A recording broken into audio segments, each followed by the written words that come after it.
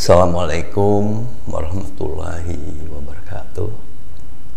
Pagi ini saya akan menjelaskan tentang rendang babi ya. Walaupun sudah beberapa waktu yang lampau, masalah rendang babi ini menurut saya perlu mendapatkan satu perspektif di dalam psikologi. Tentunya dari segi self, masalah kedirian. Jadi saudara sekalian, mengenai diri ini ada diri materi ya. Pakaian saya ini adalah diri materi saya. HP ya. HP ini adalah diri materi saya. Semua kepemilikan saya merupakan diri materi, merupakan identitas saya. Karena itu kalau saya pakai baju hitam, baju putih, atau beberapa teman saya suka menggunakan baju hitam, itu menjadi diri materinya sebagai bagian dari self yang kemudian menjadi identitas sosialnya. Karena itu kalau lihat orang baju hitam, saya selalu ingat dia. Selain diri materi, ada juga yang disebut sebagai diri tubuh, rambut, mata, badan saya ini adalah diri tubuh ya. Kenapa saya nggak pakai penghitam rambut ya? Kenapa saya nggak pakai gigi palsu ya? Karena menurut saya itu bukan bagian dari diri materi saya ya. Jadi diri materi saya yang lori ini ya. Juga kacamata ini tadi diri materi ya. Kalau rambut itu di tubuh saya ya, maaf. Ini saudara sekalian, tentu kalau baju saya disetrika oleh pembantu saya dan pembakar, tentu saya marah. Dan dia tentu nggak akan bilang itu kan cuma kain pak, atau itu kan cuma daging ya, enggak. Karena di baju itu yang terbakar, hangus karena setrikaan itu ya ada diri saya, bagian dari self saya ya. Kalau Anda curi barang saya, tentu itu menimbulkan rasa marah. Anda juga nggak bisa bilang ya itu kan cuma HP ya gitu. Jadi saudara sekalian, benda-benda kepemilikan kita, tubuh kita ini membentuk apa yang disebut sebagai self, sebagai konsep diri kita, kemudian menjadi identiti kita ya, identitas sosial. Kemudian ada juga diri sosial yang menjelaskan cara bagaimana kita berhubungan dengan orang lain, dengan ibu, dengan anak, dengan teman, dengan mahasiswi, mahasiswa ya. Itu diri sosial. Dan yang satu lagi saudara sekalian, itu ada yang namanya disebut diri spiritual. Menurut William James, diri spiritual ini posisinya paling tinggi. Kemudian baru diri materi, diri tubuh, kemudian diri sosial. Karena itu masalah rendang ini juga perlu kita pahami saudara sekalian. Kalau saya lihat di internet di Saribundo, itu ada filosofi rendang. Ternyata dagingnya itu melambangkan nenek mama yang memberikan kemakmuran, kesejahteraan kepada keluarganya.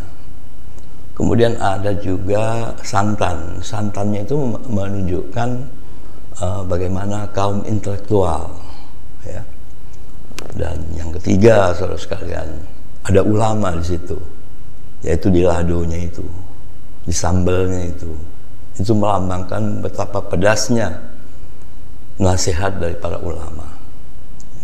Jadi kalau sekarang ulama pada ribut, kemudian ngomong yang pedas-pedas, ya itulah orang Minang yang ada diri materinya di rendang itu ya. Jadi diri materi orang Padang itu di rendang itu ada juga diri spiritualnya yang kalau diganggu diganti dengan hal-hal yang kontras, yang bertentangan dengan diri spiritualnya, tentu akan mengundang kemarahan. Jadi kita nggak bisa juga bilang itu rendang atau hanya sekadar daging, ya, karena itu ada bagian dari diri orang Padang, bagian dari spiritualnya yang kita kemudian sebut sebagai diri budaya. Jadi diri budaya ini bisa mengandung hal-hal yang spiritual, religi. Tapi jangan lupa, tidak semua budaya mengandung ajaran agama, ya. Agama bisa menjadi bisa menjadi diri budaya. Agama bisa menjadi kebudayaan, tapi kebudayaan tidak bisa jadi agama. Seperti jilbab, celana cingkrang. Celana cingkrang ini kan juga ada yang budaya, ada juga yang ajaran agama Islam, ya.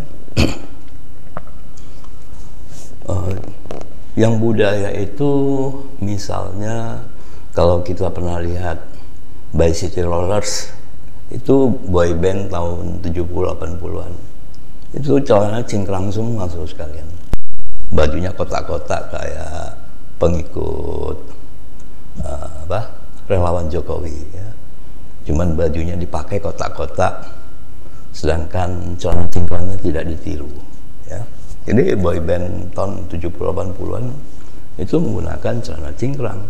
Itu budaya, gaya hidup, ya. Tapi bila Muslim menggunakan celana cingkrang ke masjid, itu adalah ada kandungan religinya. Nah, hal-hal semacam ini tentu jarang mungkin tidak kita perhatikan, sehingga itu menimbulkan kegaduhan. Jadi kalau kita ganggu identitas orang Minang, ya terganggu lah. Jadi itu juga politik identitas, ya. Jadi itu harus kita hindari. Hal ini saya kemukakan karena juga ada yang beberapa waktu yang lalu itu pemberitaan mengenai nasi uduk Aceh. Dendengnya babi, ya. Kata Aceh itu sendiri juga udah merupakan bagian dari identitas orang Aceh, ya. Muslim itu identiti dari sebagian, walaupun tidak semuanya, tapi itu menjadi identitas sosial. Jadi saudara sekalian juga, kalau nama Muhammad dan Maria ditaruh di botol, disandingkan dengan minuman keras, itu jelas, ya. Tapi kalau masalah rendang ini, menurut saya tidak semua makanan seperti itu. Tapi kita perlu memahami pikiran dan perasaan orang Padang. Artinya apa? Ya sudah, biarin aja orang Padang begitu. Kita nggak usah bilang dia terkebelakang lah, pikirannya tidak terbuka lah, ya. Artinya apa, saudara sekalian? Prinsip-prinsip semacam itu tentu harus kita hindarkan, ya. Itu adalah sifat dari etnosentrisme, ya. Memandang budaya kita lebih bagus daripada orang Padang, itu etnosentris, ya. Saya pikir para antropolog harus bergerak dan mengingatkan masalah-masalah seperti ini, bahwa etnosentrisme itu tidak boleh terjadi, ya. Memandang diri kita, budaya kita lebih baik dari orang Padang atau budaya manapun, ya, itu sebaiknya kita hindari.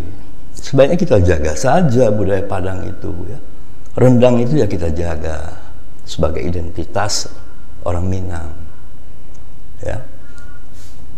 Juga budaya-budaya lainnya itulah ada kekayaan kita, ya, seperti wayang, ya, itu juga perlu kita jaga.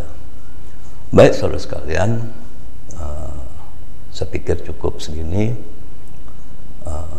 Jangan lupa untuk memahami ini lebih jauh, silakan nonton video saya, ya, mengenai sel, ya. Kalau tidak salah itu video yang ke-15 apa 14, ya, saya lupa.